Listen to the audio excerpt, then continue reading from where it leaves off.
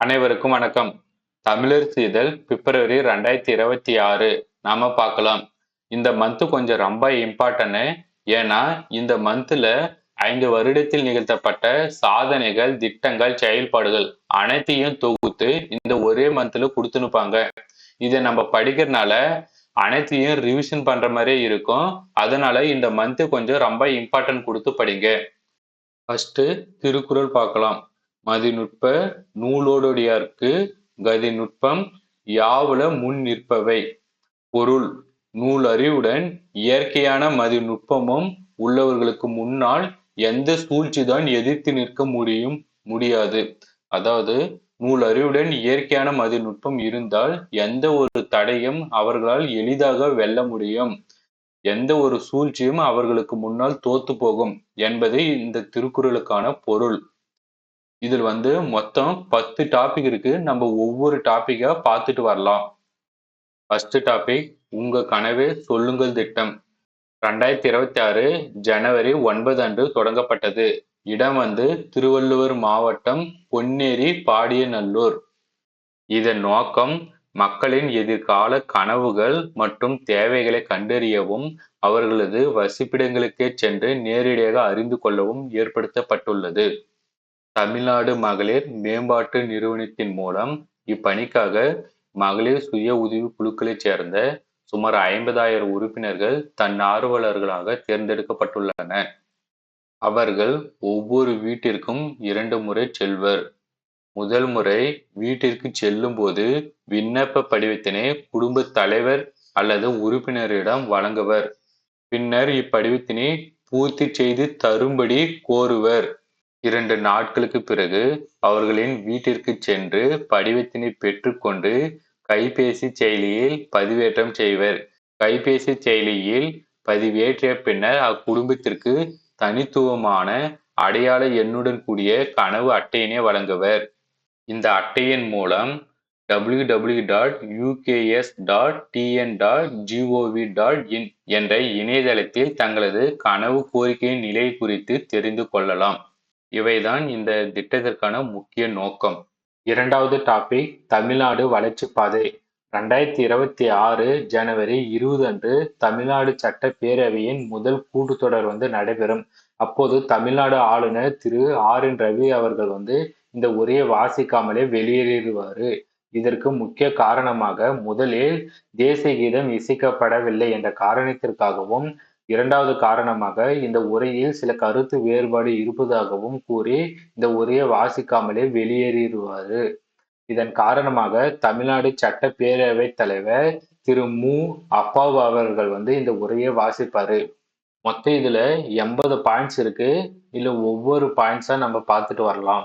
First point, கடந்த நிதியாண்டில் 11.19% என்ற உயரிய பொருளாதார வளர்ச்சியை தமிழ்நாடு எட்டியுள்ளது.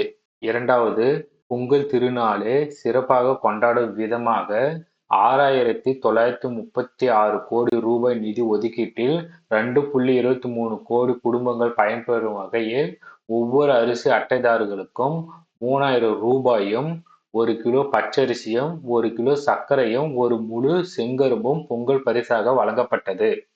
மூன்றாவது, அனைத்து மக்களுக்கும் கோவிட் தடுப்பூசி, மருத்துவமனைகளில் போதுமான ஆக்சிஜன் வசதி, கூடுதல் படுக்கை வசதிகள் போன்றவை ஏற்படுத்தினர்.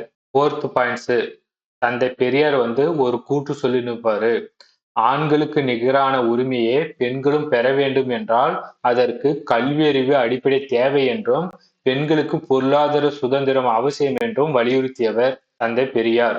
கலைஞர் அவர்களுடைய சாதனை பெண்களுக்கு சொத்துரிமை, அரசு பணிகளில் 30% இடஒதுக்கீடு, உள்ளாட்சி அமைப்புகளில் 33% இடஒதுக்கீடு, காவல்துறையில் பெண்கள் நியமனம், மகளிர் சுய உதவி குழுக்கள் இயக்கம் என பல்வேறு மகத்தான மாற்றங்களை செய்தவர் பெரியார் என்று குறிப்பிட்டிருப்பாங்க. ஐந்தாவது, மகளிர் விடியல் பயண திட்டத்தின் மூலம் ஒரு பெண் சராசரியாக மாதம் ஒன்றுக்கு 888 ரூபாய் வீதம் சேமிப்பதாக மாநில திட்டக்குழு ஆய்வறிக்கை தெரிவிக்கிறது. சிக்ஸ்த் பாயிண்ட், கலைஞர் மகளிர் உரிமை திட்டத்தின் மூலம் 1,30,00,000 பெண்கள் ஒவ்வொரு மாதமும் 1,000 ரூபாய் உரிமை தொகையை பெறுகின்றன. இத்திட்டத்திற்காக 33,464 கோடி ரூபாய் நிதி விடுவிக்கப்பட்டுள்ளது. 7th, முதலமைச்சரின் காலை உணவு திட்டத்தின் மூலம் 19.34 லட்சம் குழந்தைகள் பயன்பெற்று வருகின்றன. 8th, 6ஆம் வகுப்பு முதல் 12ஆம் வகுப்பு வரை அரசு பள்ளிகளில் படித்த மாணவிகளுக்கு மூவலூர் ராமாமிர்த அம்மையார் புதுமை பெண் திட்டத்தின் மூலம் மாதந்தோறும் 1000 ரூபாய் உதவித்தொகை வழங்கப்பட்டு வருகிறது. 9வது, பெண்களுக்கான பாதுகாப்பான தங்கும் வசதியை பெற்றிட 19 தோழி விடுதிகள் ஏற்படுத்தப்பட்டுள்ளது. இதன் மூலம் இந்தியாவிலே தொழிற்சாலைகளில் பணிபுரியும் பெண் ஊழியர்களை அதிகமாக கொண்ட மாநிலமாக தமிழ்நாடு திகழ்கிறது. அதாவது 40.3%. 10வது, கலைஞர் அவர்களின் காலத்தில் தொடங்கப்பட்ட மகளிர் சுய உதவிக்குழு இயக்கம் தமிழ்நாடு மகளிர் மேம்பாட்டு நிறுவனத்தின் கீழ் மொத்தம் 4.9 லட்சம் சுய உதவிக்குழுக்கள் ஊரக மற்றும் நகர்ப்புறங்களில் செயல்பட்டு வருகின்றன. கடந்த 5 ஆண்டுகளில் 1,34,000 கோடி ரூபாய் வங்கி கடனாக மகளிர் சுய உதவிக்குழுக்களுக்கு வழங்கப்பட்டுள்ளது. 11வது, வயது முதிர்ந்தோர் மற்றும் மாற்றுத்திறனாளிகளின் நலனை கருத்தில் கொண்டு பொது விநியோக திட்ட பொருட்கள் அவர்களின் இல்லத்திற்கே சென்று வழங்கிடும் பொருட்டு மாண்புமிகு முதலமைச்சர் அவர்கள் தாய்மலர் திட்டத்தை அறிமுகப்படுத்தினார். இத்திட்டத்தின் கீழ் 1837 லட்சம் குடும்ப அட்டைகளில் உள்ள 27.55 லட்சம் வயது முதிர்ந்தோர் மற்றும் மாற்றுத்திறனாளிகள் பயனடைந்து வருகின்றன. நெக்ஸ்ட், பகல் நேரங்களில் வயது முதிர்ந்தோரின் பாதுகாப்பை உறுதி செய்யும் பொருட்டு 25 அன்புச்சோலை இல்லங்கள் உருவாக்கப்பட்டு தமிழ்நாடு முழுவதும் செயல்பட்டு வருகிறது. 12வது, ஆதி திராவிடர் பழங்குடியினரின் கல்வி மற்றும் சமூக முன்னேற்றத்திற்காக பல்வேறு திட்டங்களை செயல்படுத்தி வருகிறது. அம்பேத்கர் அவர்களின் பிறந்த நாளை சமத்துவ நாளாக கடைபிடித்து வருகிறது. தமிழ்நாட்டின் பழங்குடியினர் மொழி வளங்கள் முறையாக ஆவணப்படுத்தப்பட்டு வருகின்றது. அவர்களுக்காக 3 லட்சம் இலவச வீட்டுமனை இணையவழி பட்டாக்கள் வழங்கப்பட்டுள்ளன. 13வது, அயோத்திதாச பண்டிதர் குடியிருப்பு மேம்பாட்டு திட்டத்தின் கீழ் ஆதி திராவிடர் மக்கள் வசிக்கும் பகுதிகளில் 1000 கோடி ரூபாய் மதிப்பிலான உள்கட்டமைப்பு வசதிகள் உருவாக்கப்பட்டு வருகின்றன. 14வது, முதலமைச்சரின் ஆதி திராவிடர் மற்றும் பழங்குடியினர் சமூக பொருளாதார மேம்பாட்டிற்காக தொழில் முனைவோர் திட்டம் தொடங்கப்பட்டதில் இருந்து இதுவரை 8,440 பயனாளிகளுக்கு 164 கோடி ரூபாய் மானியம் வழங்கப்பட்டுள்ளது. 15, அண்ணல் அம்பேத்கர் அயலக கல்வி திட்டத்தின் கீழ் அதிகபட்ச உதவித்தொகை 36 லட்சம் ரூபாயாக உயர்த்தப்பட்டுள்ளது. 16வது, ஆதி திராவிட குடியிருப்புகளை குறிக்க பொதுவாக பயன்படுத்தப்படும் காலனி என்ற சொல் அதிகாரப்பூர்வ ஆவணத்தில் இருந்தும் பொது பயன்பாட்டில் இருந்தும் நீக்குவதற்கு இந்த அரசு ஆணையிட்டுள்ளது. 17வது, இளைஞர்களை நல்வழிப்படுத்துவதற்காக போதைப்பொருள் இல்லாத தமிழ்நாடு இயக்கம், தந்தை பெரியார் நினைவு சொற்பொழிவு போன்ற முன்னோடி திட்டங்கள் செயல்படுத்தப்பட்டு வருகின்றன. 18வது, அரசு பள்ளி மாணவர்களுக்கு இளநிலை தொழிற்கல்வி படிப்புகளில் 7.5% உள் இடஒதுக்கீடு அளிக்கும் திட்டத்தின் கீழ் மாணவர்களின் கல்வி, விடுதி, போக்குவரத்து ஆகியவற்றிற்கான கட்டணத்தையும் அரசே ஏற்றுக்கொள்கிறது. 19, தேசிய நிறுவன தரவரிசை கட்டமைப்பின் கீழ் இந்தியாவில் உள்ள முதல் 100 உயர்கல்வி நிறுவனங்களில் 17 நிறுவனங்கள் அமையப்பட்டு தமிழ்நாடு தொடர்ந்து முதலிடத்தை பெற்று வருகிறது.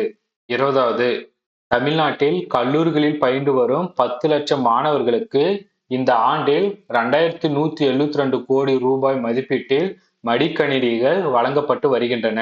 21வது, உயர்கல்விக்கு உதவும் வகையில் புதுமை பெண் திட்டத்தின் மூலம் மாணவிகளுக்கும் தமிழ் புதல்வன் திட்டத்தின் கீழ் மாணவர்களுக்கும் மாதந்தோறும் 1000 ரூபாய் வழங்கி வருகின்றன. 22வது, கொரோனா பெருந்தொற்று காரணமாக 1 முதல் 8ஆம் வகுப்பு வரை படிக்கும் மாணவர்களின் இல்லத்திற்கே சென்று கல்வி வழங்க இல்லம் தேடி கல்வி திட்டம் அறிமுகப்படுத்தப்பட்டுள்ளது. 23வது, பேராசிரியர் அன்பழகன் பள்ளி மேம்பாட்டு திட்டத்தின் கீழ் வகுப்பறைகள், ஆய்வகங்கள், தகவல் தொழில்நுட்பம் முதலிய உள்கட்டமைப்பு வசதிகள் மேம்படுத்தப்பட்டு வருகின்றன. 24வது, திசைதோறும் திராவிடம், முத்தமிழறிஞர் மொழிபெயர்ப்பு திட்டம், இளந்தளிர் இலக்கிய திட்டம், நாட்டுடைமையாக்கப்பட்ட நூல்கள் வெளியீடு என பல்வேறு திட்டத்தின் மூலம் நூல்கள் வெளியிடப்பட்டு வருகின்றன. 25வது, விளையாட்டு வீரர் வீராங்கனைகளின் வளர்ச்சியை மேம்படுத்திட பல்வேறு உள்கட்டமைப்பு வசதிகள் நமது அரசால் மேற்கொள்ளப்பட்டு வருகின்றன. 26வது செயற்கை இலை ஓடு பாதைகள், விளையாட்டு அரங்கங்கள், நீச்சல் குளங்கள், தரமான புதிய மாவட்ட விளையாட்டு வளாகங்கள் மற்றும் ஒலிம்பிக் அகாடமிகள் போன்றவை உருவாக்கப்பட்டு வருகின்றன.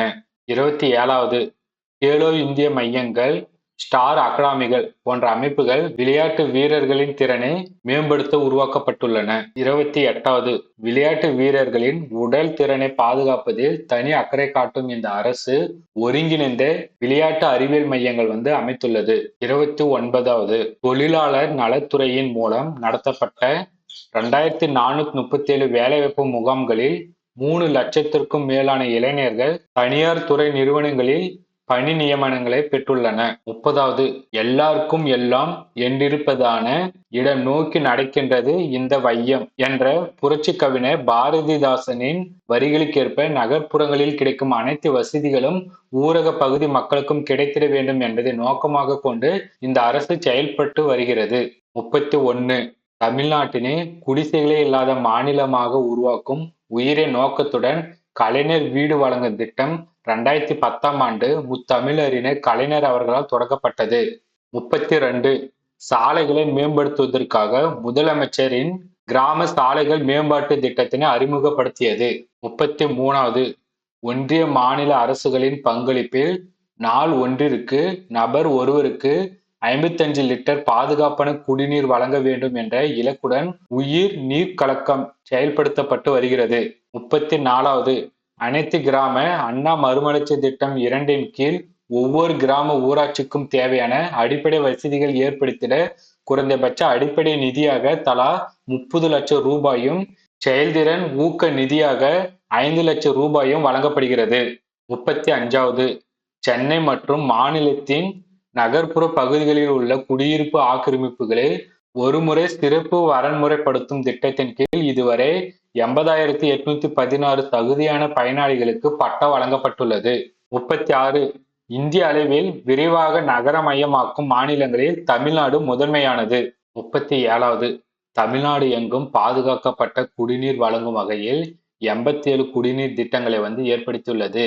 முக்கியமானதாக மாமல்ல நீர்த்தேக்கத்தினை குறிப்பிடுறாங்க. இதை பத்தி நம்ம பின்னாடி பார்க்கலாம். 38வது கலைஞர் நகர்ப்புற மேம்பாட்டு திட்டத்தின் கீழ் ஆண்டுக்கு 1000 கோடி ரூபாய் நிதி ஒதுக்கீடு செய்யப்பட்டுள்ளது. 39வது நமக்கு நாமே திட்டத்தின் கீழ் கடந்த 5 ஆண்டுகளில் 575 கோடி ரூபாய் உள்கட்டமைப்பு வசதிகளை ஏற்படுத்திட நிதி ஒதுக்கீடு செய்யப்பட்டுள்ளது. 40வது பொது போக்குவரத்தினை மேம்படுத்திடும் வகையில் 6871 புதிய பேருந்துகள் செயல்பாட்டிற்கு கொண்டு வரப்பட்டுள்ளன. 41வது சென்னை கிண்டில கலைஞர் நூற்றாண்டு உயர் சிறப்பு மருத்துவமனை ஏற்படுத்தப்பட்டுள்ளது. காஞ்சிபுரம் மாவட்டம் காரப்பேட்டையில அறிஞர் அண்ணா நினைவு புற்றுநோய் மருத்துவமனையும் ஏற்படுத்தப்பட்டுள்ளது. 42வது முதலமைச்சரின் விரிவான மருத்துவ காப்பீடு திட்டத்தின் மூலம் ஆண்டு வருமானம் 1.2 லட்சம் ரூபாயாக உயர்த்தப்பட்டு 5 லட்சம் ரூபாய் வரையிலான மருத்துவ காப்பீடு ஆண்டுதோறும் வழங்கப்படுகிறது. நெக்ஸ்ட் இன்னுயிர் காப்போம் நம்மை காக்கும் 48 திட்டம் விபத்தால் பாதிக்கப்பட்ட 4 லட்சத்திற்கும் மேற்பட்டோர்கள் நலன் பெற்றுள்ளனர். 43வது மக்களை தேடி மருத்துவ திட்டம் 2.51 கோடி பயனாளிகள் முதல் முறையாக சேவைகளை பெற்றுள்ளன. நெக்ஸ்ட் நலன் காக்கும் ஸ்டாலின் திட்டம் நோய்களை தொடக்க நிலையிலே கண்டறிந்து உரிய நேரத்தில் சிகிச்சை எடுக்க உதவும் நோக்கில் தொடங்கப்பட்டுள்ளது. 44வது இது கொஞ்சம் முக்கியமானது. மாற்றுத்திறன் கொண்டவரை மாற்றுத்திறனாளி என்னும் கண்ணியமான சொல்லால் குறிப்பிட வேண்டும் என்பதை அறிமுகப்படுத்தியவர் முத்தமிழறிஞர் கலைஞர் அவர்கள். 45 மாற்றுத்திறனாளிகளின் வாழ்வாதாரத்தை மேம்படுத்தும் நோக்கத்துடன் மாற்றுத்திறனாளிகள் உரிமைகள் திட்டத்தினை செயல்படுத்தி வருகிறது. 46 தமிழ்நாட்டின் உள்ளாட்சி அமைப்புகளில் மாற்றுத்திறனாளிகளை நியமன முறையில் உறுப்பினராக்கும் வகையில் இந்த அரசு சட்ட திருத்தம் மேற்கொண்டுள்ளது. 47 சுமார் 12.16 லட்சம் கோடி ரூபாய்க்கு மேலான முதலீடுகள் ஈர்க்கப்பட்டு மாநிலம் எங்கும் தொழில் திட்டங்கள் செயல்படுத்தப்பட்டு வருகின்றன.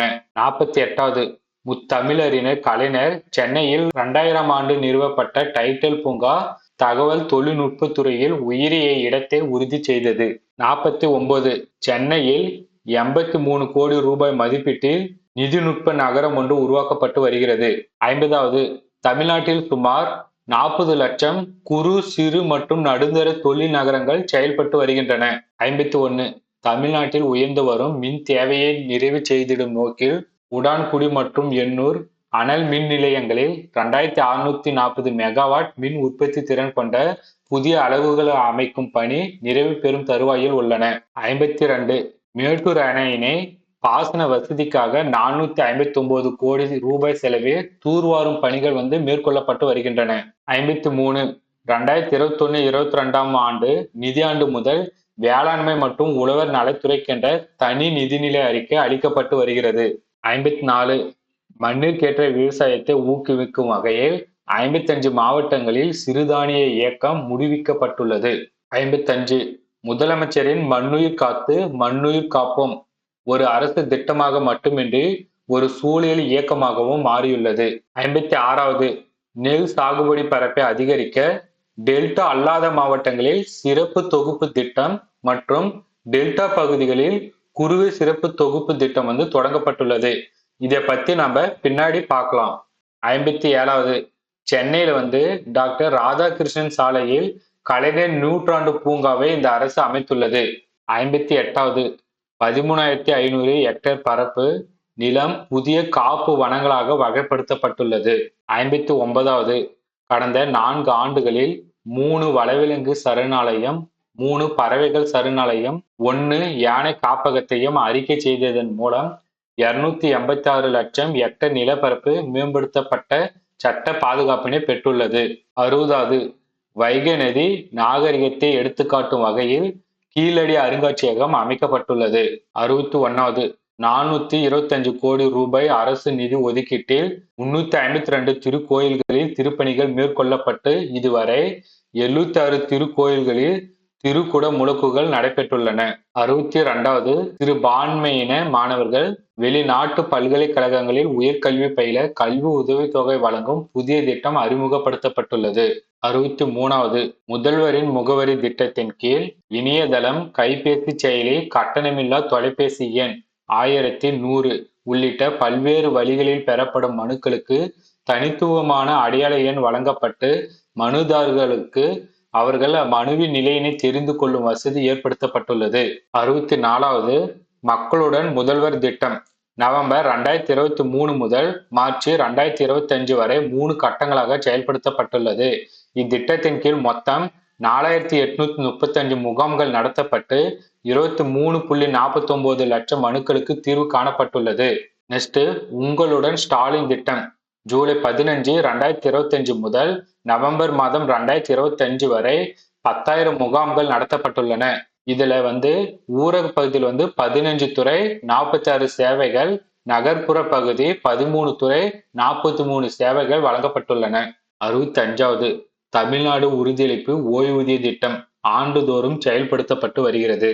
66 சிறப்பு காலமுறை ஊதிய முறையில் பணியாற்றி வரும் பணியாளர்களின் சிறப்பு ஓய்வூதியம் விரைவில் வெளியிடப்படும். 67 மிக்ஜாம், பெஞ்சல் புயல்கள் போன்ற இயற்கை பேரிடர்களால் மாநிலத்தின் நிவாரண உதவி கோரிக்கைகள் முழுமையாக ஏற்கப்படாமல் மிக சொற்பமான தொகையை மட்டும் ஒன்றிய அரசு விடுவித்து ஏமாற்றம் தருகிறது. 68வது ஒருங்கிணைந்த கல்வி திட்டத்தின் ஆண்டு பணி திட்டத்திற்காக திட்ட ஒப்படைப்பு வாரியம் அனுமதித்த தொகையை ஒன்றிய அரசு முழுமையாக விடுவிக்காமல் உள்ளது. 69 மாநிலங்களுக்கு பகிர்ந்தளிக்கக்கூடிய வரி வருவாயை மடமாற்றும் வகையில் ஒன்றிய அரசானது மேல் வரி மற்றும் கூடுதல் கட்டணங்களை விதிப்பதை தவிர்த்திட நமது அரசு வலியுறுத்துகிறது.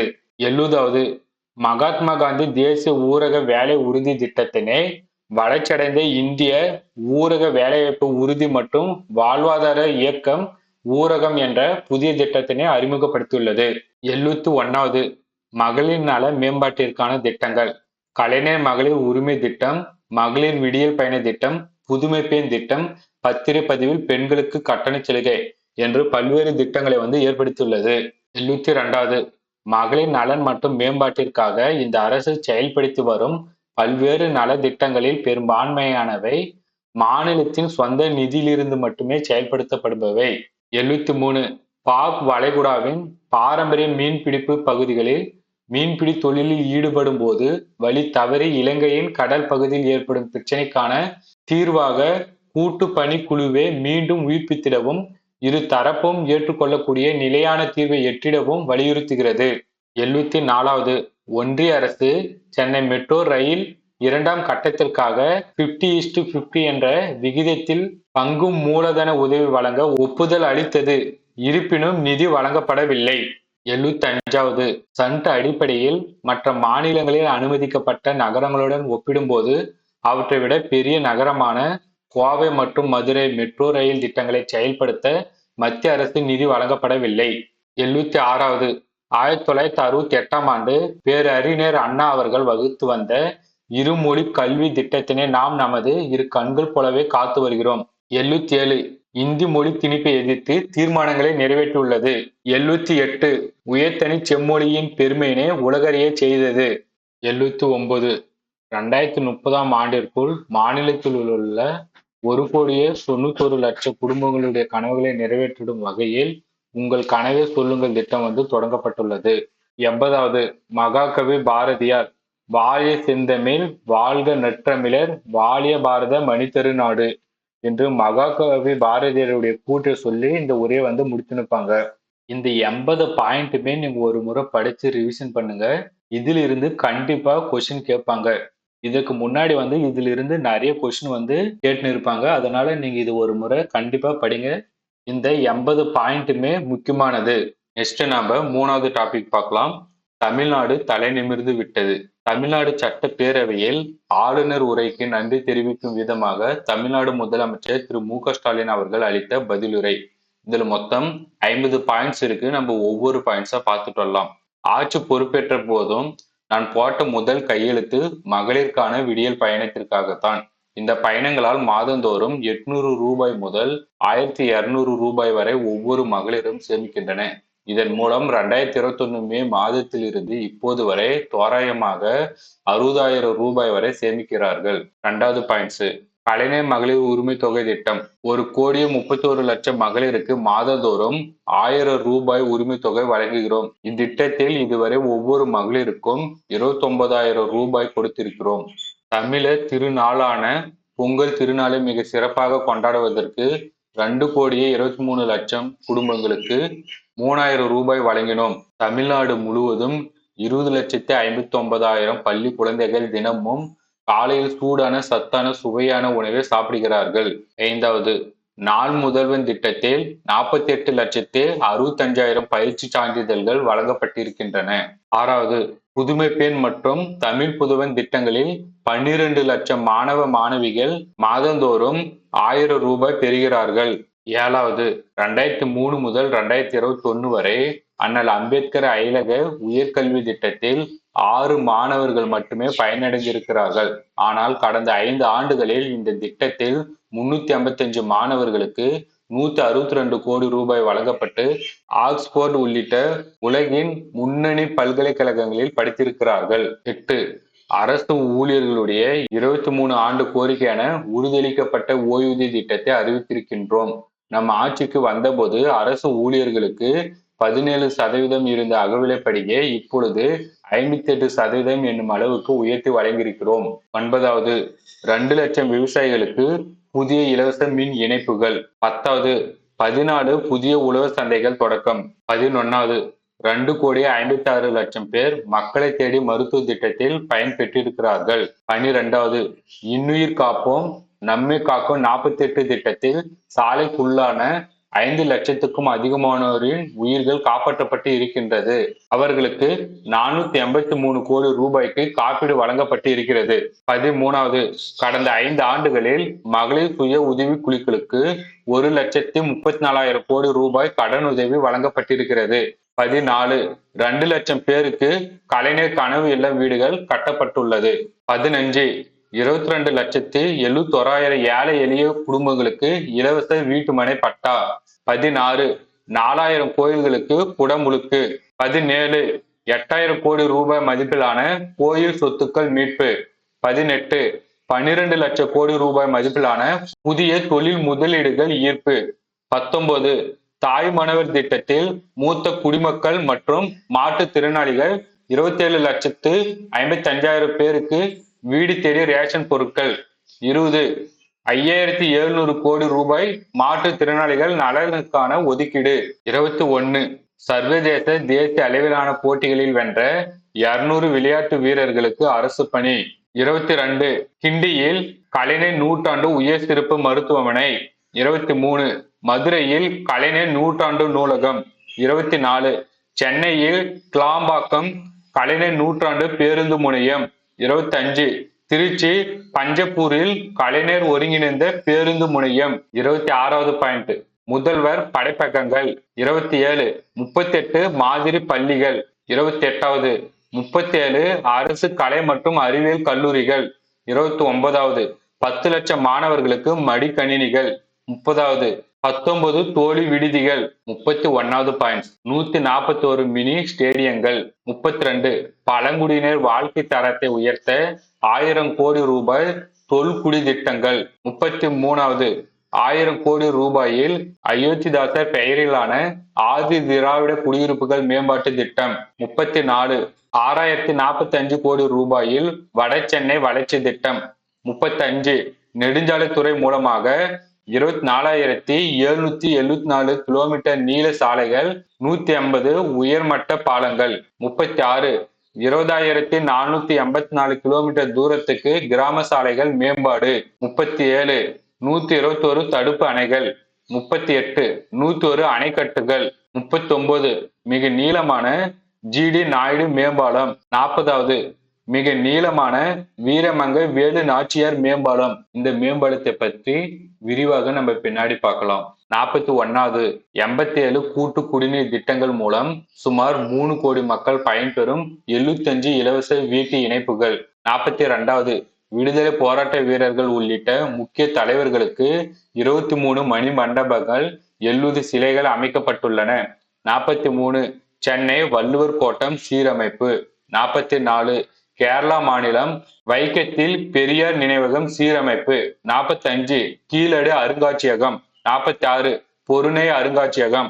47 கலைஞர் நூற்றாண்டு ஏறு தழுவுதல் அரங்கம். இதை பத்தி விரிவாக பின்னாடி நம்ம பார்க்கலாம். 48 கலைஞர் நூற்றாண்டு பூங்கா. 49 கோவையில் செம்மொழி பூங்கா. 50 தொல்காப்பிய பூங்கா சீரமைப்பு. 51 39 கோடி ரூபாயில் சென்னையில் ஹஜ் இல்லம் கட்ட உத்தரவு. இதை பத்தி விரிவாக நம்ம பின்னாடி பார்க்கலாம். 52 10 கோடி ரூபாயில் தொன்மையான தேவாலயங்கள் புதுப்பிப்பு.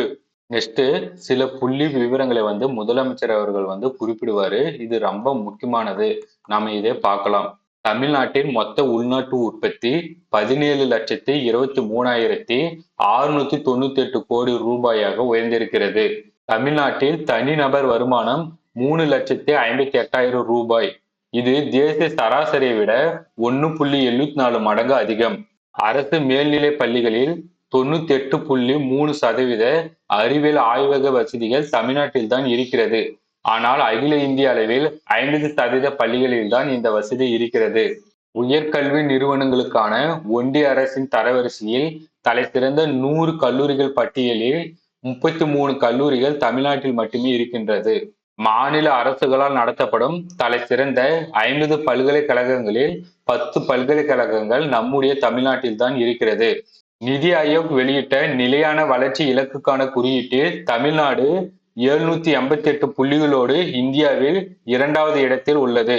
சமூக முன்னேற்ற குறியீட்டில் பெரிய மாநிலங்களோடு ஒப்பிடும்போது தமிழ்நாடு 63.33 புள்ளிகள் பெற்று தேசிய அளவில் முதலிடத்தில் இருக்கிறது. இது தமிழ்நாடு அனைத்து வகையிலும் முன்னேறிய மாநிலம் என்பதை காட்டுகிறது. இந்தியாவில் வறுமை கோட்டிற்கு கீழ் வாழும் மக்கள் தொகை 11.2%. ஆனால் தமிழ்நாட்டில் வறுமை கோட்டிற்கு கீழ் 1.43% மக்கள் தான் இருக்கிறார்கள்.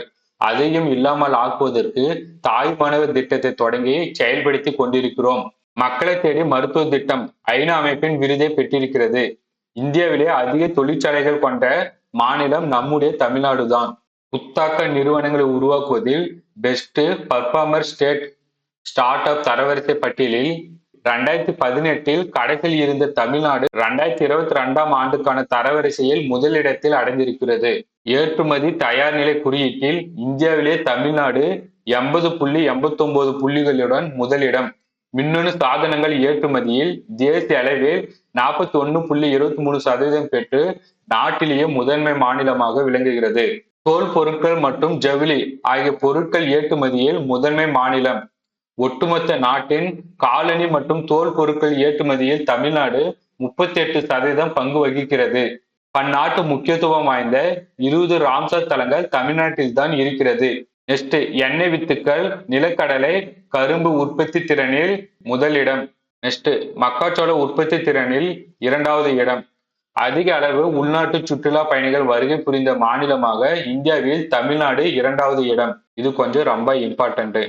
69 புவிசார் குறியீடுகள் பெற்று இந்திய அளவில் தமிழ்நாடு 2வது இடத்தில் இருக்கிறது.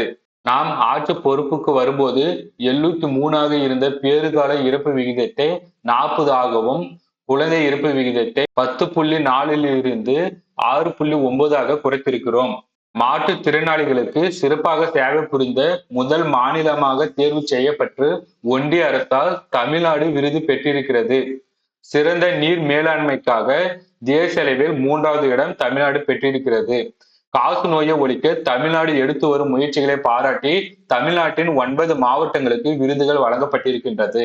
காகிதமில்லா சட்டமன்ற திட்டத்தினை மிக சிறப்பாகவும் விரைவாகவும் செயல்படுத்தியதற்காக ஒன்றிய நாடாளுமன்ற விவகாரத்துறை அமைச்சகம் விருது வழங்கி இருக்கிறது. உணவு பதப்படுத்தும் குறு சிறு நிறுவனங்களின் சிறந்த செயல்திறனுக்காக தமிழ்நாட்டுக்கு விருது வழங்கப்பட்டிருக்கிறது. மாநில கூட்டுறவு வங்கியின் சிறந்த சேவைக்காக உள்துறை அமைச்சர் அமித்ஷா அவர்களே விருது வழங்கியிருக்கிறார். இப்படி ஒன்றிய அரசிடம் மட்டும் தமிழ்நாடு 65க்கு மேற்பட்ட விருதுகளை வாங்கியிருக்கிறது. சில அறிவிப்புகளை முதலமைச்சர் அவர்கள் அறிவிப்பாரு. இதுல மொத்தம் 5 அறிவிப்புகள் இருக்கு. இதோட இந்த டாபிக் முடியுது. முதல் அறிவிப்பு, கலைஞரின் கனவு இல்ல திட்டத்தின் கீழ் ஏற்கனவே 2 லட்சம் வீடுகள் உருவாகும் நிலையில் மேலும் புதிதாக 3500 கோடி ரூபாய் மதிப்பீட்டில் 1 லட்சம் வீடுகள் கட்டப்படும். இரண்டாவது அறிவிப்பு, ஊரக சாலைகளை மேம்படுத்துகிற முதல்வரின் கிராம சாலைகள் மேம்பாடு திட்டத்தின் கீழ் 8911 கோடி ரூபாய் மதிப்பீட்டில் 20,484 கிலோமீட்டர் நீளமுள்ள கிராமப்புற சாலைகள் மேம்படுத்தப்பட்டுள்ளன. மேலும் புதிதாக 1088 கோடி ரூபாய் மதிப்பீட்டில் சுமார் 2200 கிலோமீட்டர் கிராமப்புற சாலைகள் மேம்படுத்தப்படும். மூன்றாவது அறிவிப்பு, ஏழை மற்றும் விளிம்பு நிலையில் வாழும் மக்களை பாதுகாக்கும் சமூக பாதுகாப்பு திட்டத்தின் கீழ் ஏற்கனவே 33,60,000க்கும் மேற்பட்ட மூத்த குடிமக்கள், மாற்றுத்திறனாளிகள், கைம்பெண்கள், விவசாய தொழிலாளர்கள், விவசாயிகள், கணவனால் கைவிடப்பட்ட ஆதரவற்ற பெண்கள் மற்றும் 50 வயதுக்கு மேற்பட்ட ஆதரவற்ற திருமணமாகாத பெண்கள் மாதாந்திர ஓய்வூதியம் பெற்று வரும் நிலையில் உங்களுடன் ஸ்டாலின் திட்டத்தின் கீழ் அளித்த விண்ணப்பங்கள் உள்ளிட்ட கோரிக்கைகளின் அடிப்படையில் கூடுதலாக 1,80,000 நபர்களுக்கு மாதாந்திர ஓய்வூதியம் வழங்கப்படும். நாலாவது அறிவிப்பு, முத்தமிழறிஞர் கலைஞர் 2008 சத்துணவு ஊழியர்களுக்கு காலை முறை ஊதியம் வழங்கினார். அந்த சாதனையின் தொடர்ச்சியாக பணியாளர்கள், சத்துணவு அமைப்பாளர்கள், அங்கன்வாடி பணியாளர்கள், கிராம ஊராட்சி செயலாளர் சிறப்பு ஓய்வூதியம் 2000 உயர்த்தப்பட்டது 3400. பணி நிறைவின் போது 1 லட்சம் உயர்த்தப்பட்டது 2 லட்சம். இறந்துவிட்டால் குடும்ப ஓய்வூதியமாக உயர்த்தப்பட்டது 1200. இரண்டாவது, குறு அங்கன்வாடி பணியாளர்கள் மற்றும் வன கள பணியாளர்கள் சிறப்பு ஓய்வூதியம் 2000 இருந்து 3200ஆக உயர்த்தப்பட்டது. பணி நிறைவின் போது 1 லட்சத்திலிருந்து 2 லட்சமாக உயர்த்தப்பட்டது. இறந்துவிட்டால் குடும்ப ஓய்வூதியமாக உயர்த்தப்பட்டது 1100. அங்கன்வாடி உதவியாளர்கள், சமையலாளர்கள், சமையல் உதவியாளர்கள் மற்றும் தூய்மை பணியாளர்கள் சிறப்பு ஓய்வூதியம் 2000 இருந்து 3000ஆக உயர்த்தப்பட்டது. பணி நிறைவின் போது 50,000 இருந்து 1 லட்சமாக உயர்த்தப்பட்டது. இறந்து விட்டால் குடும்ப ஓய்வூதியமாக உயர்த்தப்பட்டது 1000 ரூபாய். சிறப்பு ஓய்வூதியம் பெற்று வரும் மேற்கூறிய பணியாளர்கள் உயிரிழக்க நேரிட்டால் இறந்த பணியாளர்களின் இறுதி சடங்கு செலவிற்காக 20,000 ரூபாய் வழங்கப்படும். ஐந்தாவது அறிவிப்பு, அரசு பணிகளில் காலியாக இருக்கும் நிரந்தர ஆசிரியர் பணியிடங்களில் பகுதி நேர ஆசிரியர்கள் நியமனம் செய்யப்பட ஏதுவாக இதற்கான தேர்வுகளில் பகுதி நேர ஆசிரியர்களின் பணி காலத்தை அடிப்படையாக கொண்டு அவர்களுக்கு சிறப்பு மதிப்பெண் அளிக்கப்படும். இதற்கான ஆணைகள் விரைவில் வெளியிடப்படும். இதோட 3வது டாபிக் முடியுது. இது எல்லாமே ஒரு முறை நீங்க ரிவிஷன் பண்ணுங்க. இது எல்லாமே கொஞ்சம் முக்கியமானது. நெக்ஸ்ட் டாபிக் 4வது உலகம் உங்கள் கையில் திட்டம். 2026 ஜனவரி 5 அன்று சென்னை நந்தம்பாக்கம் வர்த்தக மைய வளாகத்தில் உயர்கல்வித்துறை சார்பில் நடைபெற்றது. அப்போது கல்லூரி மாணவர் மாணவிகளுக்கு 20 லட்சம் மடிக்கணினிகள் வழங்கும் திட்டத்தின் முதற்கட்டமாக 10 லட்சம் மடிக்கணினிகளை முதலமைச்சர் அவர்கள் வழங்கி தொடங்கி வைத்தார். இத்திட்டத்திற்காக இந்நிதியாண்டில் 2000 கோடி ரூபாய் நிதி ஒதுக்கப்பட்டுள்ளது. அரசு பொறியியல், கலை மற்றும் அறிவியல், மருத்துவம், விவசாயம், சட்டம், பல வகை தொழில்நுட்ப கல்லூரி, தொழில்துறை பயிற்சி போன்ற அனைத்து துறைகளைச் சேர்ந்த மாணவர்களுக்கும் வழங்கப்படுகின்றன. நிறுவனம், ப்ராசஸ், ரேம், சாப்ட்வேர் இவை அனைத்தையும் இவை உள்ளடக்கியுள்ளது. அது மட்டுமல்லாமல் செயற்கை நுண்ணறிவு மென்பொருளான புரோபெர்சிட்டி ப்ரோவின் 6 மாத சந்தாவும் கட்டணமில்லாமல் வழங்கப்படுகின்றன. நெக்ஸ்ட் டாபிக் தமிழ்நாடு இணையம் சார்ந்த கிக் தொழிலாளர்கள் நல வாரியத்தில் பதிவு பெற்ற தொழிலாளர்களுக்கு ஸ்கூட்டர்கள் வழங்கும் திட்டம். 2026 ஜனவரி 5 அன்று சென்னை தீவுத்திடலில் நடைபெற்ற நிகழ்ச்சியில் தொழிலாளர் நலன் மற்றும் திறன் மேம்பாட்டு துறை சார்பில் தமிழ்நாடு இணையம் சார்ந்த கிக் தொழிலாளர்கள் நல வாரியத்தில் பதிவு பெற்ற 100 தொழிலாளர்களுக்கு மானிய விலையில் ஸ்கூட்டர்களை வழங்கும் திட்டத்தை முதலமைச்சர் அவர்கள் தொடங்கி வைத்தார். தமிழ்நாடு இணையம் சார்ந்த கிக் தொழிலாளர்கள் நல வாரியம் 2023 டிசம்பர் 26 அன்று தோற்றுவிக்கப்பட்டது. இவ்வாரியத்தில் தமிழ்நாடு முழுவதும் 23,687 இணையம் சார்ந்த கிக் தொழிலாளர்கள் பதிவு செய்துள்ளனர். அவர்களுக்கு ஓய்வு எடுக்கும் வகையில் கைபேசிக்கு மின்னூட்டம் செய்வதற்கும் கழிப்பறை வசதிகளுடன் கூடிய குளிரூட்டப்பட்ட ஓய்வு கூடங்கள் சென்னை மற்றும் கோயம்புத்தூர் போன்ற பெரு நகரங்களில் அமைக்கப்பட்டு உள்ளன. அவர்களுக்கு விபத்து மரணம் மற்றும் விபத்து ஊனத்திற்கு 5 லட்சம் வரையிலான குழு காப்பீட்டு திட்டமும் செயல்படுத்தப்பட்டு வருகிறது. தொழிலாளர்களின் வாழ்வாதாரத்தினை மேம்படுத்தும் வகையில் 2000 தொழிலாளர்களுக்கு புதிய ஸ்கூட்டர் வழங்கும் செலவினத்தில் ரூபாய் 20,000 மானியமாக வழங்கும் புதிய திட்டம் 2025 to 26 ஆண்டு நிதிநிலை அறிக்கையில் அறிமுகப்படுத்தப்பட்டது. இத்திட்டத்திற்காக 4 கோடி ரூபாய் நிதி ஒதுக்கீடு செய்யப்பட்டுள்ளது. தமிழ்நாடு அரசால் 18 அமைப்பு சாரா தொழிலாளர்கள் நல வாரியங்கள் அமைக்கப்பட்டு சிறப்புடன் செயல்பட்டு வருகின்றன. தமிழ்நாடு ஊடுழைப்பு தொழிலாளர்கள் சமூக பாதுகாப்பு நல வாரியம் மற்றும் இதர 18 நல வாரியங்களில் தற்போது 22,21,116 தொழிலாளர்கள் பதிவு செய்துள்ளனர். வாரியங்கள் துவங்கப்பட்டது முதல் இதுவரை 47,07,977 பயனாளிகளுக்கு 2,341 கோடி ரூபாய் நலத்திட்ட உதவிகள் வழங்கப்பட்டுள்ளன. மேலும் இவ்வரசு பொறுப்பேற்ற நாள் முதல் 2025 டிசம்பர் 31 வரையிலான காலங்களில் 7,57,104 அமைப்புச்சாரா தொழிலாளர்கள் புதிதாக பதிவு செய்துள்ளன. இக்காலகட்டத்தில் 1,210 கோடி ரூபாய் மதிப்பிலான நலத்திட்ட உதவிகள் 12,26,530 தொழிலாளர்களுக்கு வழங்கப்பட்டுள்ளன. மேலும் 60 வயது பூர்த்தியடைந்த பதிவு பெற்ற 2,07,260 அமைப்புச்சாரா தொழிலாளர்களுக்கு 1,200 வீதம் ஓய்வூதியம் ஒவ்வொரு மாதமும் வழங்கப்பட்டு வருகிறது. நெக்ஸ்ட் பாயிண்ட், தமிழ்நாடு அமைப்புச்சாரா ஓட்டுநர்கள் மற்றும் தானியங்கி மோட்டார் வாகனங்கள் பழுது பார்க்கும் தொழிலாளர்கள் நல வாரியத்தில் பதிவு செய்துள்ள 2,333 பெண் மற்றும் திருநங்கை ஆட்டோ ஓட்டுநர்கள் புதிதாக ஆட்டோ ரிக்ஷா வாகனம் வாங்கும் செலவினத்தில் ரூபாய் 1 லட்சம் வீதம் மானியமாக 23.33 கோடி ரூபாய் வழங்கப்பட்டுள்ளது. 5வது டாபிக், செங்கல்பட்டு மாவட்டம் நெம்மேலியில் மாமல்லன் புதிய நீர்த்தேக்கம். 2026 ஜனவரி 19 அன்று செங்கல்பட்டு மாவட்டம் நெம்மேலியில் நீர்வளத்துறை சார்பில் நடைபெற்ற நிகழ்ச்சியில் செங்கல்பட்டு மாவட்டத்தின் திருப்போரூர் மற்றும் திருக்கழுக்குன்றம் பழைய மாமல்லபுரம் சாலைக்கும் கிழக்கு கடற்கரை சாலைக்கும் இடையில் கோவளம் உப வடிநிலை பகுதியில் 3,010 ஏக்கர் உப்பளம் பகுதி உட்பட மொத்தம் 5,161 ஏக்கர் பரப்பளவில் 342 கோடியே 60 லட்சம் ரூபாய் மதிப்பீட்டில் புதிய குடிநீர் நீர்த்தேக்கத்திற்கு மாமல்லன் என்று பெயர் சூட்டி நீர்த்தேக்கம் அமைக்கும் பணிக்கு முதலமைச்சர் அவர்கள் அடிக்கல் நாட்டினார். செங்கல்பட்டு மாவட்டத்தில் உள்ள தையூர், மானாமதி, சிறுதாவூர், காலாவாக்கம், ஆமூர், பையனூர் உள்ளிட்ட 69 ஏரிகளின் உபநீர் உப்பளம் மற்றும் அரசுக்கு சொந்தமான காலி நிலம் வழியாக பக்கிங்ஹாம் கால்வழியில் வெளியேற்றப்பட்டு இறுதியாக முட்டுக்காடு, கோகிலமேடு, முத்துவரங்களில் கடலில் கலக்கிறது. புதிய நீர்த்தேக்கம் அமைப்பதற்கு 34 கிலோமீட்டர் நீளத்திற்கு மண்கரை அமைக்கும் பணி, தேவைக்கு அதிகமான வெள்ள நீரினை மேற்கு மற்றும் கிழக்கு புற வெளிப்புற வடிகால்கள் மூலம் முட்டுக்காடு மற்றும் கோகிலமேடு முத்துவரங்கள் மூலம் வெளியேற்ற வடிகால்கள் அமைக்கும் பணிகள் அமைய உள்ளன. மேலும் பக்கிங்ஹாம் கால்வாய் திருவிடைந்தலிலிருந்து மகாபலிபுரம் வரை முற்றிலுமாக சீரமைத்து கடல் நீர் வருவதற்கேற்ப புனரமைக்க உத்தேசிக்கப்பட்டுள்ளது. இந்த திட்டத்தின் மூலம் நாள் ஒன்றுக்கு 170 மில்லியன் லிட்டர் குடிநீர் மக்களுக்கு வழங்க முடியும். இதனால் சோழிங்கநல்லூர், மேடவாக்கம், பள்ளிக்கரணை, சிறுசேரி, கெலாம்பாக்கம், திருப்போரூர், மாமல்லபுரம் ஆகிய பகுதிகளில் வசிக்கும் 13 லட்சம் மக்கள் பயன்பெறுவர். மாநிலம் முழுவதும் நீர்நிலைகளை புனரமைத்து பாதுகாத்து சிறப்பான முறையில் செயலாற்றிய தன்னார்வ தொண்டு நிறுவனங்களான அரசு மற்றும் அரசு சாரா தொண்டு நிறுவனங்களுக்கு முதலமைச்சர் அவர்கள் சிறந்த நீர் பாதுகாத்தல் விருதினை வழங்கி சிறப்பித்தார்.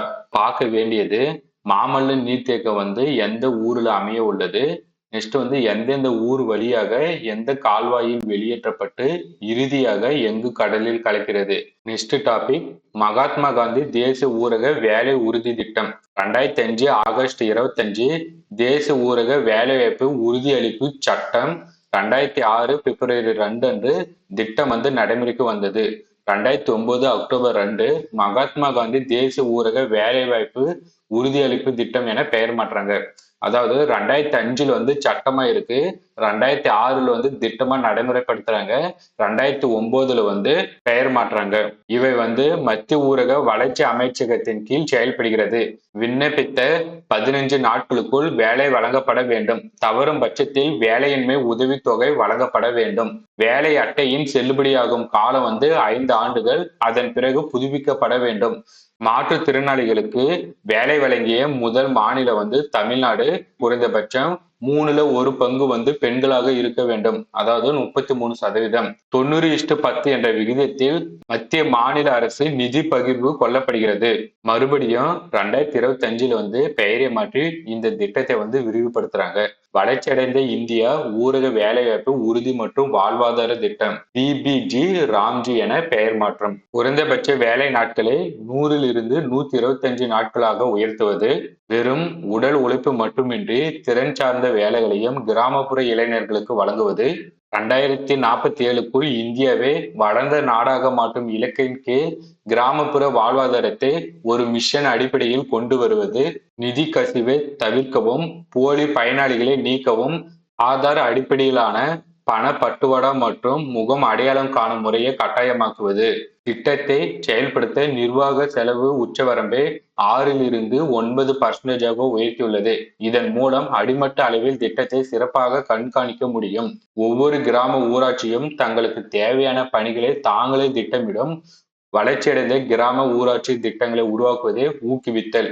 நெக்ஸ்ட் டாபிக், தூத்துக்குடி மாவட்டம் முள்ளக்காடு கிராமத்தில் கடல் நீரை நன்னீராக்கும் திட்டம். தலைமைச் செயலகத்தில் தொழில் முதலீடு ஊக்குவிப்பு மற்றும் வர்த்தகத்துறை சார்பாக நடைபெற்ற நிகழ்ச்சியில் தூத்துக்குடி மாவட்டம் முள்ளக்காடு கிராமத்தில் 2292.38 கோடி ரூபாய் திட்ட மதிப்பீட்டில் நாளொன்றுக்கு 60 மில்லியன் லிட்டர் உற்பத்தி திறன் கொண்ட கடல் நீரை நன்னீராக்கும் திட்ட பணிக்கு முதலமைச்சர் அடிக்கல் நாட்டினார். சிப்காட் தொழில் பூங்கா மற்றும் அதன் சுற்று பகுதியில் அமைந்துள்ள தொழிற்சாலைகளில் தண்ணீர் தேவையை கருத்தில் கொண்டு தாமிரபரணி ஆற்றின் நீர் பயன்படுத்தப்பட்டு வருவதற்கு மாற்றாக இவை ஏற்படுத்தப்பட்டுள்ளது. இவை ஹைபிரிட் அன்யூட்டி மாடல் முறையை பின்பற்றுகிறது.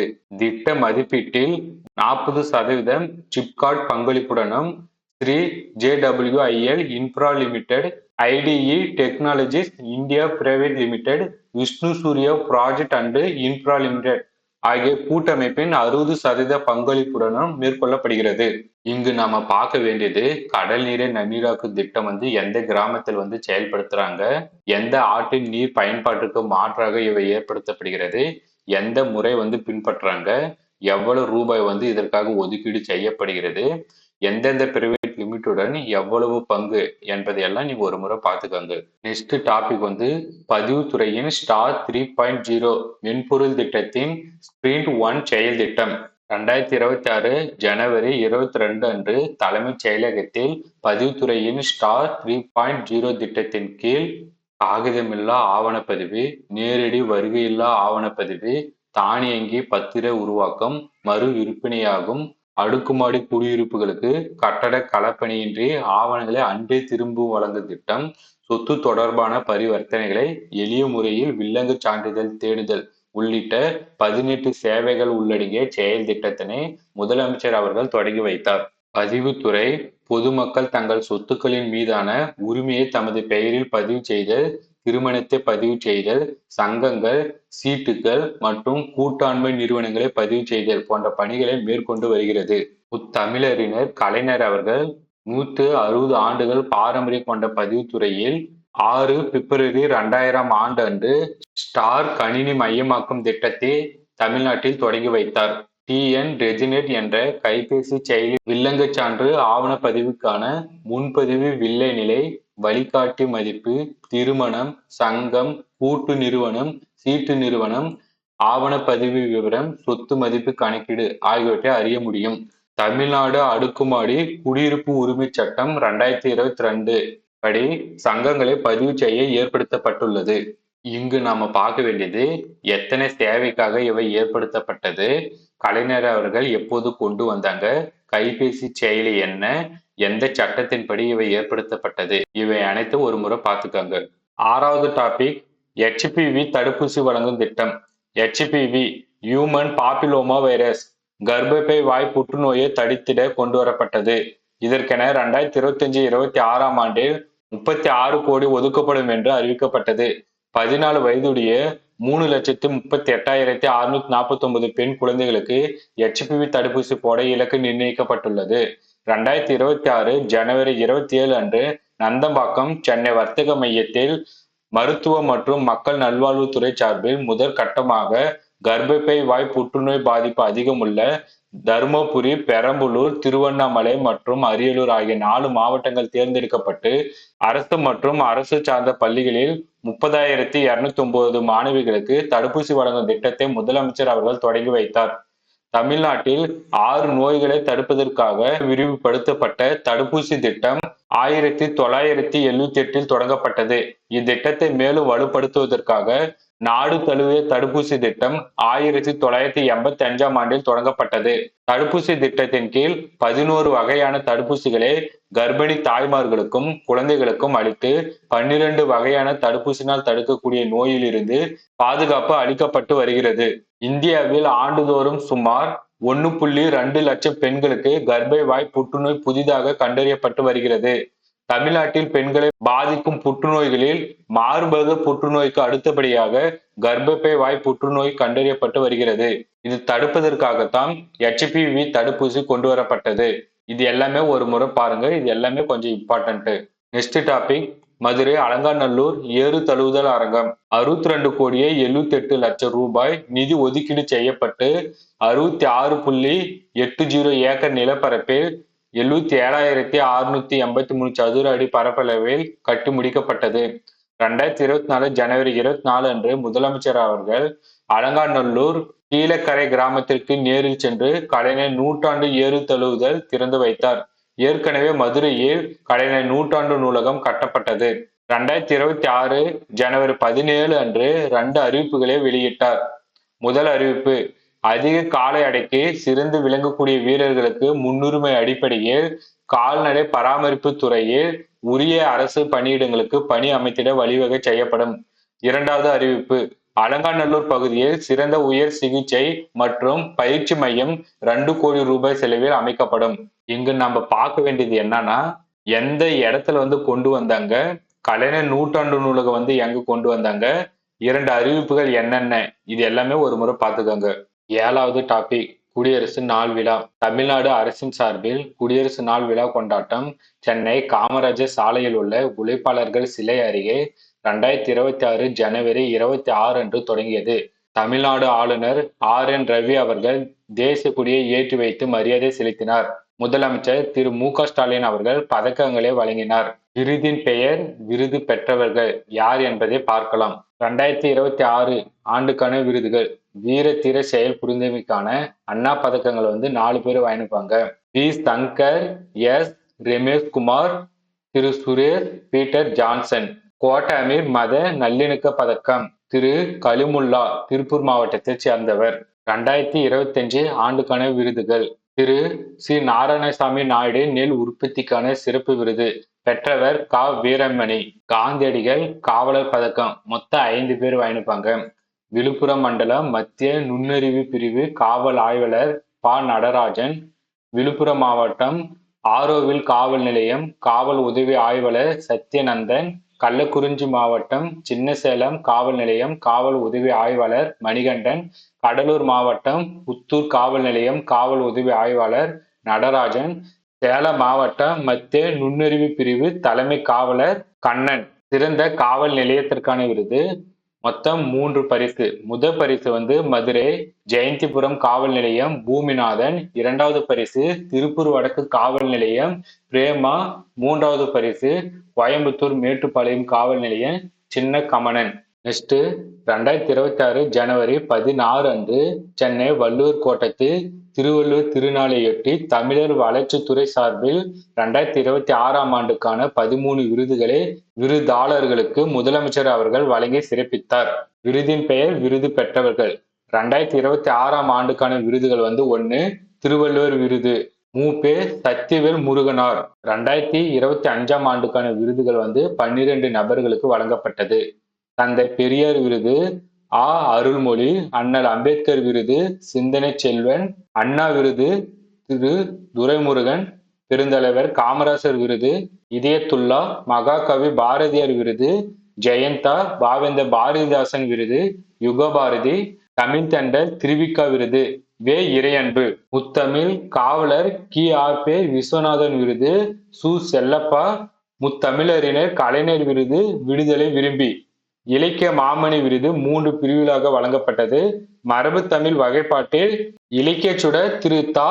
ராமலிங்கம். ஆய்வு தமிழ் வகைப்பாட்டில் சி. மகேந்திரன். படைப்பு தமிழ் வகைப்பாட்டில் ரா. நரேந்திரகுமார். விருது பெற்ற விருதாளர்களுக்கு விருது தொகையாக 5 லட்சம் ரூபாய், 1 சவரன் தங்க பதக்கம், தகுதியுரை ஆகியவற்றை வழங்கியும் பொன்னாடை அணிவித்தும் சிறப்பு செய்யப்பட்டது. முத்தமிழறிஞர் கலைஞர் தை திங்கள் 2ஆம் நாளே திருவள்ளுவர் திருநாள் என கடைபிடிக்க ஆணையிட்டார்.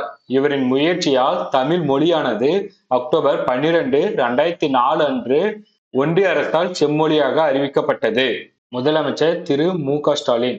மகாகவி பாரதியார் நினைவு நாளான செப்டம்பர் 11 மகாகவி நாளாக அறிவித்தார். தமிழ் எழுத்தாளர்களை ஊக்குவித்து சிறப்பிக்கும் வகையில் இலக்கிய மாமணி விருது என்ற புதிய விருது இவரால் தோற்றுவிக்கப்பட்டது. ஞானபீடம், சாகித்ய அகாடமி போன்ற தேசிய விருதுகள், மாநில இலக்கிய விருதுகள் பெற்ற எழுத்தாளர்களுக்கு தமிழ்நாடு அரசு மூலமாக கனவு இல்லம் வழங்கும் திட்டம் இவரால் தொடங்கப்பட்டது. இவரால் தமிழறிஞர்களின் நூல்கள் நாட்டுடைமையாக்கப்பட்டது. இங்கு நாம பார்க்க வேண்டியது எந்த ஆண்டுக்கான விருது, எந்தெந்த விருதை யார் பெற்றாங்க என்பதை ஒரு முறை நீங்க பார்த்துக்காங்க. இதில் இருந்து கண்டிப்பா டிஎன்பிசில கொஸ்டின் கேட்பாங்க. 8வது டாபிக், சென்னை சங்கமம் நம்ம ஊரு திருவிழா. முதலமைச்சர் அவர்கள் 2026 ஜனவரி 14 அன்று சென்னை எழும்பூர் ராஜரத்தினம் விளையாட்டரங்கில் கலை பண்பாட்டுத்துறை சார்பில் நடத்தப்படும் சென்னை சங்கமம் நம்ம ஊரு திருவிழாவை பறை இசைத்து தொடங்கி வைத்து மாபெரும் இசை நடன நிகழ்ச்சிகளை பார்வையிட்டார். இந்த கலை நிகழ்ச்சியில் 20 இடங்களில் 2026 ஜனவரி 15 முதல் 18 ஜனவரி 2026 வரை 4 நாட்கள் மாலை 6 மணி முதல் இரவு 9 மணி வரை நடைபெற்றன.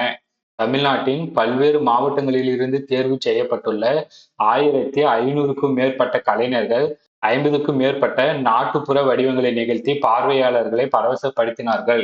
அஸ்ஸாம் பிகு நடனம், மிசோரம் மூங்கில் நடனம், மணிப்பூர் புங்சோல், மேற்கு வங்காளம் பவுல் இசை, குஜராத் சித்தி தமால், கேரளா கோல்களி போன்ற பல்வேறு நிகழ்ச்சிகள் நடைபெற்றது. சென்னை பல உணவு வகைகளை கொண்ட அரங்குகள், பூம்புகார் கைவினைப் பொருட்களை காட்சிப்படுத்தி விற்பனை செய்ய அரங்குகள் போன்றவை அங்கு அமைக்கப்பட்டுள்ளன. மேலும் 17 ஜனவரி 2026 அன்று மாலை 6 மணி அளவில் சென்னை அருங்காட்சியக வளாகத்தில் ஆப்டெக் சார்பில் நடைபெற்ற கிராமிய கலைஞர்களின் பாரம்பரிய ஆடை அலங்கார அணிவகுப்பும் நடத்தப்பட்டது. பத்மஸ்ரீ விருது பெற்ற பறை ஆசிரியர் திரு வேலு ஆசான் அவர்களுக்கு சமர் கலைக்குழுவின் பயிற்சி பள்ளி தொடங்குவதற்கு 60 சென்ட் நிலத்தை குத்தகை அடிப்படையில் 30 ஆண்டுகளுக்கு வழங்கும் அரசாணையை முதலமைச்சர் அவர்கள் வழங்கினார். இங்கு முக்கியமா பார்க்க வேண்டியது சென்னை சங்கமம் நம்ம ஊரு திருவிழா எப்போது தொடங்கப்பட்டது, எப்போது முடிக்கப்பட்டது, எந்தெந்த நடனம் எந்தெந்த மாநிலத்துடன் தொடர்புடையது என்பதை பற்றியும், சென்னை பூம்புகார் இங்கு அரங்கேற்றப்பட்ட அரங்குகளை பற்றியும், சமர் கலைக்குழுவின் பயிற்சி பள்ளி தொடங்குவதற்கு யாருக்கு நிலம் குத்தகை அடிப்படையில் விடப்பட்டது என்பதை பற்றியும் இந்த பாயிண்ட்ஸ் எல்லாம் ஒரு முறை நல்லா பார்த்துக்காங்க. நெக்ஸ்ட் டாபிக், இந்திய எதிர்ப்பு போராட்டத்தில் உயிர் தியாகம் செய்த தாளமுத்து மற்றும் நடராசன் அவர்களை பற்றி பார்க்கலாம். 1938ஆம் ஆண்டு பள்ளிகளில் 6, 7 மற்றும் 8ஆம் வகுப்புகளுக்கு 1938 ஏப்ரல் 21ஆம் நாள் இந்தி கட்டாய பாடமாக கொண்டு வரப்பட்டது. அப்போது நீதி கட்சி, சுயமரியாதை இயக்கம், தனித்தமிழ் இயக்கம் உள்ளிட்ட மக்கள் இயக்கங்கள் பல்வேறு எதிர்ப்புகளை தெரிவித்தன.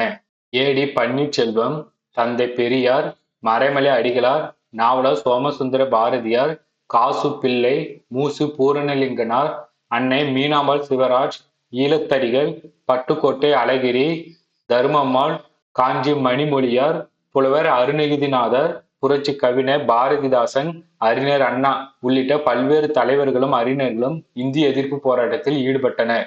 அவர்களில் முக்கியமானவர் தாளமுத்து. 1919 அன்று பிறந்து 1939 ஜனவரி 15 அன்று மரணமடைகிறார். இவருடைய ஊர் பெரம்பூர், பண்ணைக்கார ஆண்டியப்பன் தெரு. பெற்றோர்கள் லட்சுமணன், அம்மா கண்ணு. இவர் இந்திய எதிர்ப்பு போராட்டத்திற்காக கலந்து கொண்டு 1939 ஜனவரி 15 அன்று மரணத்தை அடைகிறார். இதற்காக குமார ராஜ முத்தையா செட்டியார் விருப்பப்படி மருத்துவமனையில் இருந்து தன்னுடைய சீருந்திலேயே கருப்பு கொடி போர்த்தி பெரும் ஊர்வலமாக நடராசனின் பூதுடல் எடுத்து செல்லப்பட்டது. மறுநாள் ஜனவரி 16 பல்லாயிரம் பேர் கலந்து கொண்ட இறுதி ஊர்வலத்தில் பேரறிஞர் அண்ணா, டாக்டர் தர்மம்மாள், பொன்னாம்பலம், அண்ணல் தங்கோ, ஆல்பிரட் ஜேசுதாசன், நாராயண அம்மையார் முதலானோர் புகழாற்றினர். இரண்டாவதாக பார்க்கக்கூடிய நபர் நடராசன். இவர் தஞ்சை மாவட்டம் கும்பகோணத்தில் பிறக்கிறாரு. இவருடைய பெற்றோர் வேல்முருகன், திருமதி மீனாட்சி. இவர் இந்திய எதிர்ப்பு போராட்டத்தில் கலந்து கொண்டதற்காக 6 மாத கடுங்காவலும் 15 ரூபாய் தண்டமும் தண்டனையாக பெற்று சிறையில் அடைக்கப்பட்ட இவர் 3 வாரங்களுக்குள், அதாவது 1939 மார்ச் 11ஆம் தேதி உயிரிழந்தார். இவர்கள் இருவரின் தியாகத்தை போற்றும் வகையில் சென்னை மூலக்குளத்தில் தந்தை பெரியார் அவர்கள் திறந்து வைக்கிறாரு. முதலமைச்சர் அவர்கள் 25 ஜனவரி 2026 அன்று தமிழ் மொழி தியாகிகள் நினைவு நாளை முன்னிட்டு வீர வணக்கம் செலுத்தினார். சென்னை எழும்பூர் தாளமுத்து நடராசன் மாளிகை வளாகத்தில் நிறுவப்பட்டுள்ள தாளமுத்து மற்றும் நடராசன் ஆகியோரின் மார்பளவு திருவுருவ சிலையை திறந்து வைத்தார். மேலும் மூலக்குளத்தில் அமைந்துள்ள சமூக போராளி டாக்டர் எஸ். தர்மம்மாள் அம்மையார் அவர்களது நினைவிடத்தில் மலர் வளையம் வைத்து மரியாதை செலுத்தினார். பின்னர் சென்னை பெருநகர் வளர்ச்சி குழுமத்தின் சார்பில் வைக்கப்பட்டிருந்த புகைப்பட காட்சிகளை பார்வையிட்டார். இங்கு நாம முக்கியமா பார்க்க வேண்டியது இந்திய எதிர்ப்பு போராட்டம் எப்போது நடைபெற்றது, அதற்காக உயிரிழந்த 2 நபர்களை பற்றியும், அவர்களுக்கான சிலை எங்கு நிறுவப்பட்டது என்பதை பற்றியும், தமிழ் மொழி தியாகிகள் நினைவு நாள் எப்போது கொண்டாடப்பட்டது என்பதை பற்றியும் இங்கு ஒரு முறை நீங்க நல்லா பார்த்துக்காங்க. நெக்ஸ்ட் டாபிக், சுதந்திர போராட்ட வீரர் தியாகி வே. இமானுவேல் சேகரனார் அவர்களுக்கு திருவுருவ சிலையுடன் கூடிய மணிமண்டபம். அவர் பிறந்த ஆண்டு 1924 அக்டோபர் 9. ஊர் ராமநாதபுரம், முதுகுளத்தூர் வட்டம், செல்லூர் கிராமம். 1942 வெள்ளையனே வெளியேறு இயக்கத்தில் கலந்து கொண்டு சிறைவாசம் சென்றார். ஒடுக்கப்பட்டோர் விடுதலைக்காகவும் போராடியவர். இதற்காக ராமநாதபுரம் மாவட்டம் பரமக்குடி நகராட்சிக்கு சொந்தமான இடத்தில் ரூபாய் 3 கோடி மதிப்பீட்டில் திருவுருவ சிலையுடன் கூடிய மணிமண்டபம் கட்டப்படும் என்று முதலமைச்சர் அவர்கள் 11/9/2023 அன்று அறிவித்தார். அதன் அடிப்படையில் 2026 ஜனவரி 17 அன்று திருவுருவ சிலையுடன் கூடிய மணிமண்டபத்தை திறந்து வைத்தார். இதற்கு முன்பு அவர் பல்வேறு மணிமண்டபம் மற்றும் சிலைகளை திறந்து வைத்தார். அவை பற்றி இங்கு பார்க்கலாம். சென்னை கிண்டியில் உள்ள காந்தி மண்டப வளாகத்தில் வ.உ. சிதம்பரனார் மார்பளவு சிலை, வீரபாண்டிய கட்டபொம்மன் திருவுருவ சிலை, மருது சகோதரர்கள் திருவுருவ சிலை இவை அங்கு வைக்கப்பட்டுள்ளது. நெக்ஸ்ட் வந்து கோயம்புத்தூர் வஉசி பூங்கா, வஉ சிதம்பரனார் முழு உருவ சிலை, மயிலாடுதுறையில் உள்ள வரதராஜர் பூங்கால் வந்து மூவலூர் ராமாமிர்த அம்மையாருடைய சிலை, புதுக்கோட்டை அரசு மருத்துவமனையில டாக்டர் முத்துலட்சுமி ரெட்டி அம்மையாருடைய சிலையும் அங்கு வைக்கப்பட்டுள்ளது.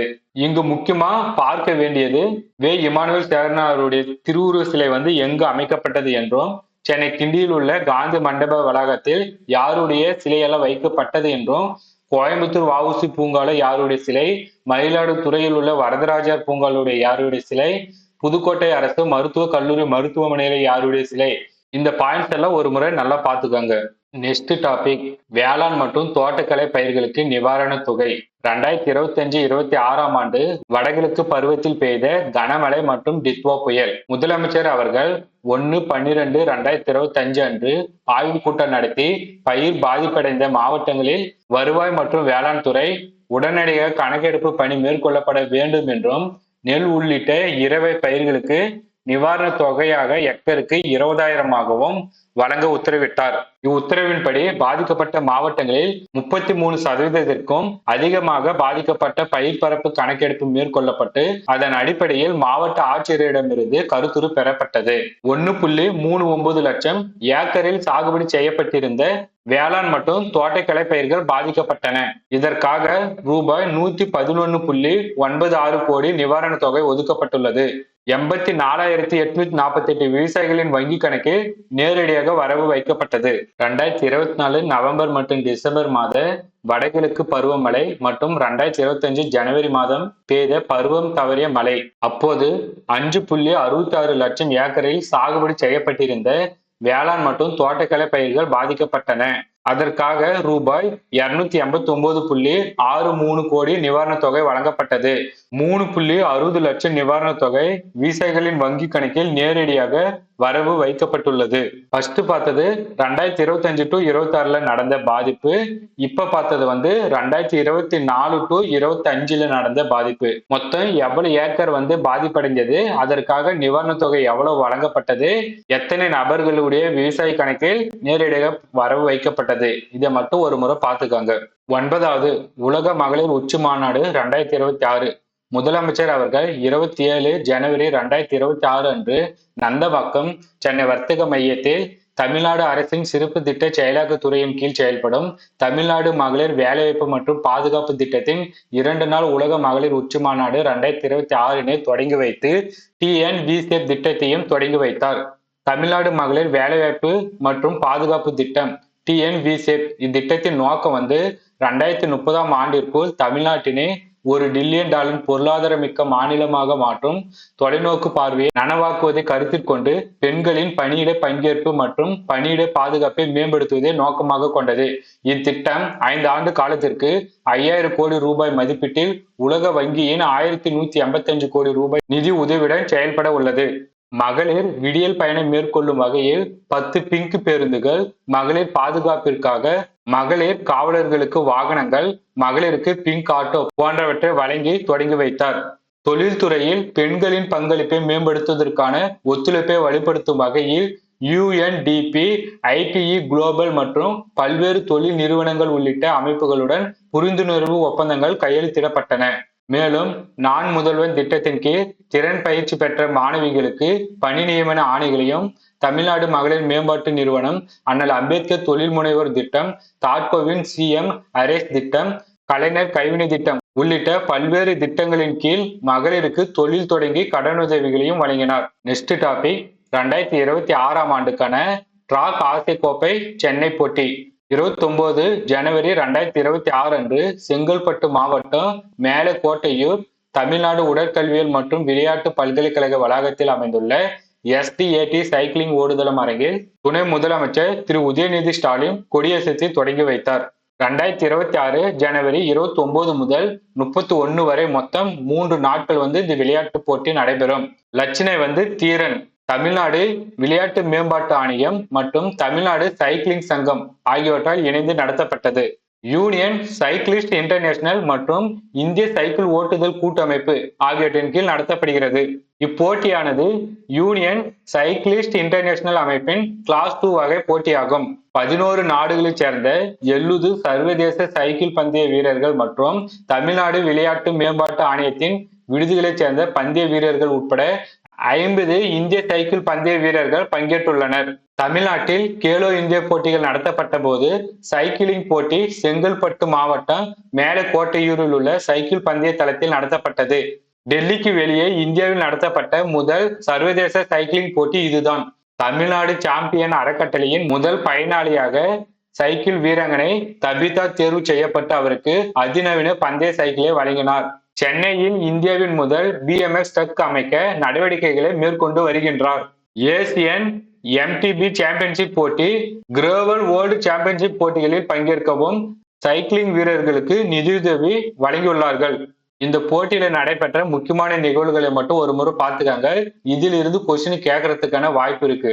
10வது டாபிக், இருக்கை மற்றும் படுக்க வசதியுடன் கூடிய 61 அதிநவீன புதிய பேருந்துகள். துணை முதலமைச்சர் திரு உதயநிதி ஸ்டாலின் சென்னை தீவுத்திடலில் 2026 ஜனவரி 6 அன்று அரசு விரைவு போக்குவரத்து கழகத்தின் மதிப்பிலான இருக்கை மற்றும் படுக்க வசதியுடன் கூடிய 61 அதிநவீன புதிய பேருந்துகளின் இயக்கத்தை தொடங்கி வைத்தார்.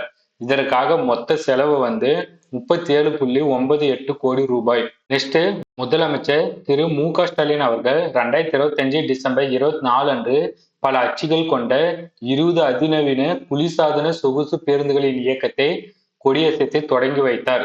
இதற்கான மொத்த செலவு 34.30 கோடி ரூபாய்.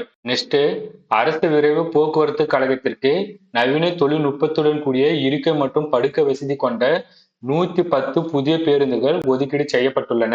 அதாவது துணை முதலமைச்சர் திரு உதயநிதி ஸ்டாலின் அவர்கள் 61 அதிநவீன புதிய பேருந்துகள் இயக்கத்தை தொடங்கி வைப்பாரு. முதலமைச்சர் திரு மு.க. ஸ்டாலின் அவர்கள் 20 அதிநவீன குளிர்சாதன சொகுசு பேருந்துகளின் இயக்கத்தை தொடங்கி வைப்பாரு. மொத்தமா 110 புதிய பேருந்துகள் இதற்காக ஒதுக்கீடு செய்யப்படும் என்றும் அறிவிக்கப்பட்டது. கூடுதல் தகவல்கள். காந்தியடிகள் நினைவு நாள் ஜனவரி 30, 2026. 79வது நினைவு நாள். சென்னை எழும்பூர் அரசு அருங்காட்சியகத்தில் காந்தியடிகள் அவர்களின் திருவுருவ சிலைக்கு கீழ் அலங்கரித்து வைக்கப்பட்டுள்ள அவரது திருவுருவ படத்திற்கு முதலமைச்சர் மலர் தூவி மரியாதை செலுத்தினார். நெக்ஸ்ட், உத்தம காந்தியடிகள் தொடர் ஜீவ சந்திப்பின் நினைவாக அரங்கம் திறப்பு. தமிழ்நாடு முதலமைச்சர் அவர்கள் 30 ஜனவரி 2026 அன்று தமிழ் வளர்ச்சி மற்றும் செய்தித்துறை சார்பில் சுதந்திர போராட்ட காலத்தில் சிவகங்கை மாவட்டம் திருப்பத்தூர் வட்டம் திராவயல் கிராமத்தில் ரூபாய் 3.27 கோடி செலவில் அவர்களது திருவுருவ சிலையுடன் அமைக்கப்பட்டுள்ள அரங்கத்தை திறந்து வைத்தார். நெக்ஸ்ட், சிந்தனை சிற்பி சிங்காரவேலர். பேரறிஞர் அண்ணா அவர்கள் சிந்தனை சிற்பி சிங்காரவேலர் அவர்களை பற்றி எழுதிய திராவிட நாடு தமிழ் வார இதழில் 24 பிப்ரவரி 1946 அன்று வெளிவந்தது.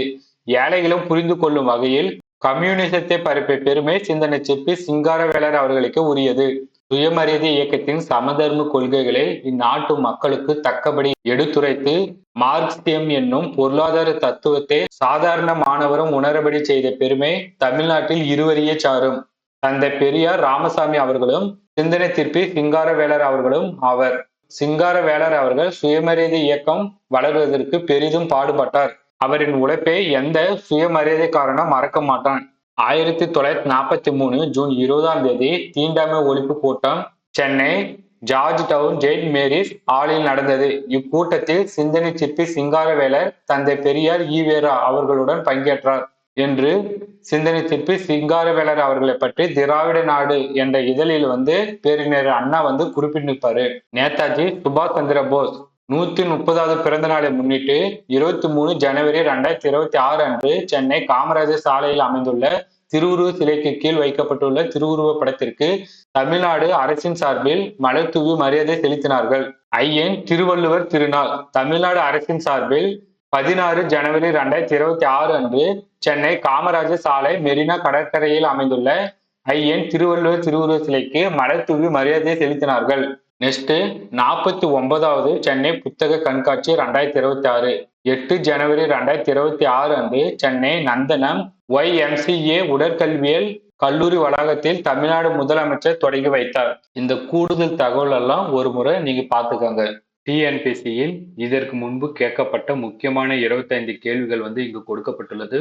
உங்களுக்கான 5 கேள்விகள் முதல் கேள்வி 1929இல் நடைபெற்ற முதல் சுயமரியாதை மாநாட்டின் தலைவர் யார்? இரண்டாவது கேள்வி போற்றுவார் போற்றட்டும் என்ற பாடலை பாடியவர் யார்? மூன்றாவது கேள்வி மருது நில நந்தா விளக்கம் என சிறப்பிக்க பெறும் சிற்றிலக்கம் வகை எது? நாலாவது கேள்வி கண்ணகிக்கு டேசல் கோயில் கட்டப்பட்டது? ஐந்தாவது கேள்வி பொறுத்துக. மொத்தம் 5 கேள்விகள். நாலாவது கேள்வி, 10வது கேள்வி, 16வது கேள்வி, 20வது கேள்வி, 24வது கேள்வி. இதற்கான ஆன்சரை கீழே நீங்க கமெண்ட் பண்ணுங்க. அனைவருக்கும் நன்றி.